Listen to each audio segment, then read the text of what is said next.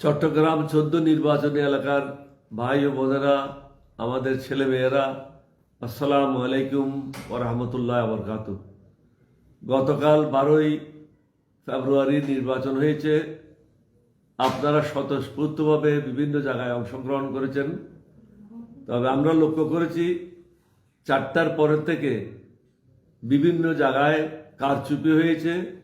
বিশেষ করে 3টে জায়গায়, হাশিমপুর তরুণ সংঘ স্কুল, হাশিমপুর বড়পাড়া সরকারি primary school, Dohazari Abdur Rahman high স্কুলে 4:30টার পরে অপরিচিত কয়েক শত লোক প্রবেশ করে তারা জোরপূর্বক, হয়তো ওখানে যারা প্রিসাইডিং পুলিং ছিল তাদের সাথে পূর্ব পরিকল্পিত ছিল এভাবে কাজ করার জন্য, তারা অনেকগুলি ব্যালট পেপার সেখানে ঢুকিয়ে দিয়েছে।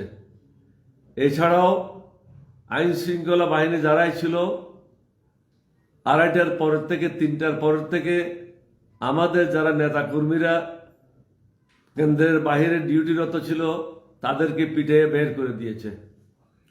প্রশাসনকে বারবার বলা সত্ত্বেও আমাদের যারা কাজ করছিল তাদের উপরে মারপিটাই করেছে।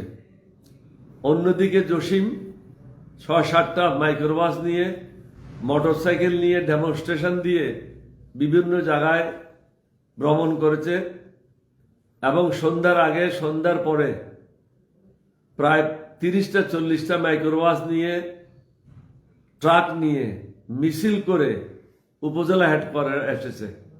এখানে আর্মি ক্যাম্প ছিল, পুলিশের ক্যাম্প ছিল, পুলিশের থানা ছিল, প্রশাসন ছিল, তাকে বারণ করে নাই।